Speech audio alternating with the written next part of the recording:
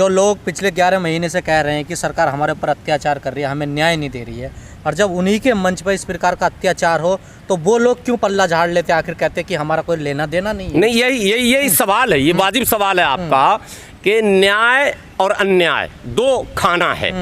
अन्याय के खिलाफ यदि हम लड़ना चाहते हैं तो अन्याय किसी पर भी हो, हिंदू पर हो, मुस्लिम पर हो, सिख पर हो, ईसाई पर हो, जैन पर हो, पारसी पर हो, अगड़ा पर हो, पिछड़ा पर हो, नास्तिक पर, किसी पर भी हो, बिहार के लोगों पर हो, उत्तर प्रदेश के लोगों पर हो, राजस्थान के लोगों पर हो, साउथ में हो, नॉर्थ में, मतलब नहीं बनता। मानवता के आधार पर आप अन्याय और न्याय के बीच आप लड़ रहे हैं। आप ये कह रहे हैं कि अन्याय के खिलाफ हम लड़ रहे हैं। अन्याय सरकार का हो, संगठन का हो, पार्टी का हो, समाज का हो, जाति का हो, सबके खिलाफ आपको खड़ा होना चाहिए और एक अंदाज में खड़ा होना चाहिए। यदि आप अन्याय में भेदभाव करते हैं तो स्वयं आप अन्याय कर रहे हैं, इसका मतलब। लेकिन अन्याय के खिलाफ लड़ने वालों को मैं सीधी चुनौती देता हूं कि अन्याय के खिलाफ लड़ने का अर्थ ये नहीं है कि मोदी के खिलाफ लड़ जाएं। अन्याय के खिलाफ लड़ने का ये अर्थ नहीं है कि योगी के खिलाफ सिर्फ लड़ें। अन्याय है वो समाज के जिस जगह भी हो, जिस धर्म में भी हो, जिस जाति में भी हो, जिस राज्य में हो, जिस कम्युनिटी में हो,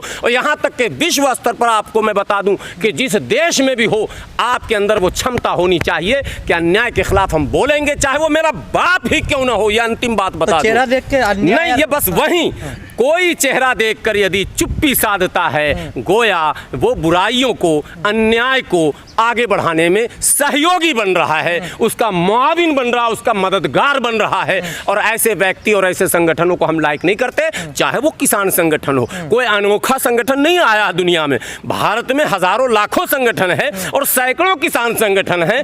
किसान अगर धरने पर बैठे हैं और उनके साथ सरकार अन्याय कर रही है, पूरे देश के लोगों की सहानुभूति उनके साथ है और थी। लेकिन यदि किसान आंदोलन में बैठे हुए लोग इस तरह का कृत्य करेंगे, जो घटनाएं, ये चौथी घटना हो चुकी है, आपको टिकरी बॉर्डर की घटनाएं पता है। आंदोलनकारियों, देखिए मैं जब शाहीन बाग धरना चल रहा था तब भी मैंने कहा सतर्कता बरतनी पड़ेगी, आपको सावधानी बरतनी पड़ेगी। जब आप लोगों के जमावड़ों को जमा करते हैं और लीड करते हैं, नेतृत्व करते हैं, नेतृत्व कोई छोटी मोटी चीज नहीं है। आप नेता बन गए साहब, आपके पीछे लाखों की भीड़ है, उसको आप देख नहीं सकते, संभाल नहीं सकते, समझा नहीं सकते, सही माने डिसिप्लिन सिखा नहीं सकते, तो आपको नेता बनने का अधिकार कतई नहीं है। नेतृत्वकर्ता की पूरी जवाबदेही और जिम्मेदारी है कि वो सामने आकर ये बताए कि आखिर उसके आंदोलन में इस तरह की घटना कैसे घट गई, जहां धर्म भी कटघरे में, जहां मानवता भी कटघरे में, जहां इंसाफ भी कटघरे में, और सबसे बड़ी बात आंदोलन भी कटघरे में। लेकिन राकेश टिकैत जी ने इस घटना के बाद कहा है कि निहंगों की बॉर्डर पे अभी कोई ज़रूरत नहीं है। निहंग कह रहे हैं कि अब हमारी क्यों ज़रूरत नहीं है। देखिए, शुरू में जब ये धरना आंदोलन शुरू हुआ था तो यह आरोप लगा था कि इसमें एंटी बीजेपी सक्रिय है, उसमें मुस्लिम कम्युनिटी पर भी इशारा था, दलित ऑर्गेनाइजेशन पर भी इशारा था। आपको याद होगा चंद्रशेखर रावण और इस तरह के कई दलित चेहरे किसान आंदोलन में समर्थन के लिए पहुंचे थे। कई मुस्लिम लीडर भी पहुंचे थे, आपको महमूद पराचा का भी नाम याद होगा, और कई लीडर वहां पहुंचे थे। तो मेरा ये कहना है कि सरकार यदि, जैसे CA/NRC पर सरकार कह रही थी कि मुसलमान जो है जबरन सड़क जाम कर रहे हैं और देश को परेशान कर रहे हैं, तो हम लोग ये तर्क पेश कर रहे थे।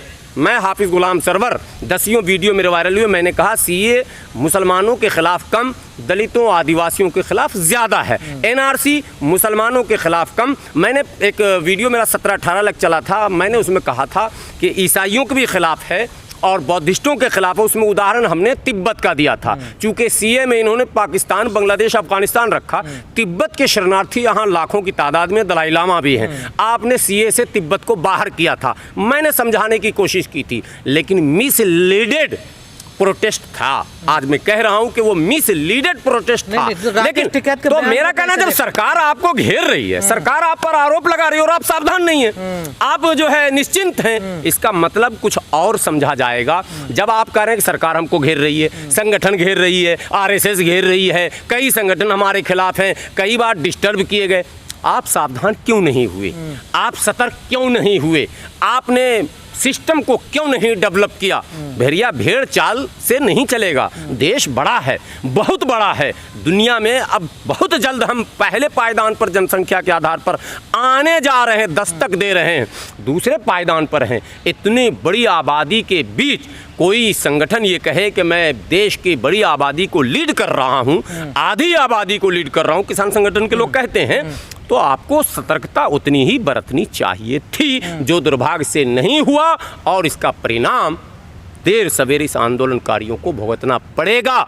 इसलिए न केवल आंदोलन इनका बदनाम हो रहा, केवल आंदोलन बदनाम नहीं हो रहा इनका, बल्कि साथ ही साथ वो चेहरे भी धूमिल हो रहे हैं जो चेहरे निखर कर आए थे सामने। देश को बड़ी उम्मीदें उन चेहरों से थी कि ये लोग आगे भी नेतृत्व करेंगे। अब लोग ये सवाल पूछते हैं कि जब इतने मुट्ठी भर लोगों को आप नहीं संभाल सके तो देश का नेतृत्व, राज का नेतृत्व आपके हाथ में हम कैसे सौंपेंगे? ये सवाल स्वाभाविक सवाल है। पूछ रहे हैं लोग, अगर बॉर्डर पर कोई भी घटना होती है, जैसे आपने जिक्र किया टीकरी बॉर्डर पर एक लड़की के साथ रेप की घटना आई, फिर एक आदमी को जलाकर मार दिया गया, अब टीकरी बॉर्डर की ये घटना आई, लाल किले वाली आई, किसान संयुक्त मोर्चा कह देता हमारा कोई लेना देना नहीं है उससे। नहीं, रिस्पॉन्सिबिलिटी लेनी पड़ेगी। जवाबदेही से भागना ये मतलब ये है कि इस तरह के कामों को बढ़ावा देना। जवाबदेही तय होनी चाहिए और मैं तो सरकार और सुरक्षा एजेंसियों से कहूँगा, जवाबदेही तय करवाइए। कोई भी व्यक्ति, संविधान में आंदोलन करने का अधिकार है, लेकिन कानून को हाथ में लेने का अधिकार किसी को नहीं है। संवैधानिक व्यवस्थाओं से छेड़छाड़ करने का अधिकार नहीं है और संविधान के एक खींचे गए लक्ष्मण रेखा से आगे बढ़ने का भी अधिकार नहीं है। आप आंदोलन करें, आप प्रोटेस्ट करें, आप सरकार को झुकाने का प्रयास करें। संविधान ने एक आपको रास्ता दिया है, उस रास्ते से आप जाएंगे, रास्ते से हटकर नहीं जाएंगे। एक्सीलेंट हो जाएगा जो अब हो रहा है। लेकिन सर, एक आखिरी सवाल है, जो सोशल मीडिया लोकतंत्र की बचाने की दुआई देती थी ना, वो भी इस मुद्दे पे शांत है, वो भी किनारा कर रही है। मैं आज आप सवाल पूछ लिए, मैं बोल रहा हूँ, नहीं बोलता हूँ कभी आप लोगों को भी ना बुरी लग जाए। गोदी मीडिया बोलते थे ना, बहुत बुरी हालत इस वक्त सोशल मीडिया की। जितने यूट्यूब चैनल हैं, मैं बता रहा हूँ, जो आरोप मैंने अभी लगा, यूट्यूब चैनल, हिंदू का चैनल, मुसलमान का चैनल, दलितों का चैनल, सिखों का चैनल, ईसाइयों, अबे देश का चैनल कब होगा? समाज का चैनल कब होगा? न्याय का चैनल कब होगा? खबरिया चैनल कब होगा? जितने चैनल उठाकर आप देखें, पक्षपातपूर्ण खबरें चला रहे हैं और टीवी चैनलों से अधिक दूषित वातावरण किया गया है यूट्यूब चैनलों पर। ऐसी खबरें झूठी, महाझूठी, सफेद से भी सफेद झूठ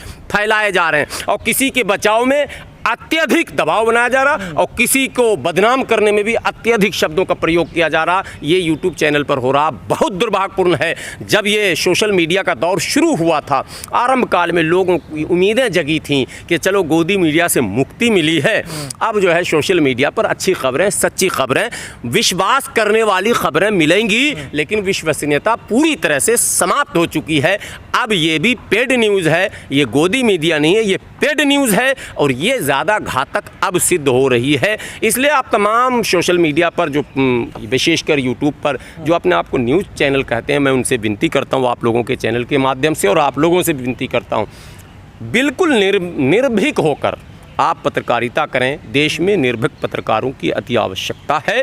आप ये ना सोचें कि टीआरपी क्या मिलेगा, चलेगा नहीं चलेगा देखा जाएगा, ठीक है, लेकिन चलेगा के चक्कर में अगर समाज का बुरा हो जाए, देश का बुरा हो जाए, किसी व्यक्ति और किसी समूह का बुरा हो जाए, घृणा फैल जाए, द्वेष फैल जाए, नफरत फैल जाए, अरे तू पैसे कमा लेगा। यही काम तो गोदी मीडिया कर रही थी, तो वही काम अगर हम भी कर रहे हैं, आप भी कर रहे हैं, तो उसमें हम में क्या अंतर है? हमें फिर ये अधिकार कहाँ रहता है कि हम उनके खिलाफ कुछ बोलें? यदि किसी के खिलाफ आप कुछ बोलना चाहते हैं तो आपको पहले अपने से शुरू करना होगा। न्याय के पक्षधर अगर हम नहीं हैं तो अन्यायियों के खिलाफ हम नहीं बोल सकते, ये अधिकार हमें नहीं है। इसलिए हमें भी अन्यायियों के खिलाफ बोलने के लिए न्याय का न केवल पक्षधर होना चाहिए बल्कि पूरा जीवन न्याय पर आधारित होना चाहिए, इसकी भी आवश्यकता है। समाज सेवियों को भी इसका ख्याल रखना है, राजनेताओं को भी इसका ख्याल रखना है और पत्रकार बंधुओं को भी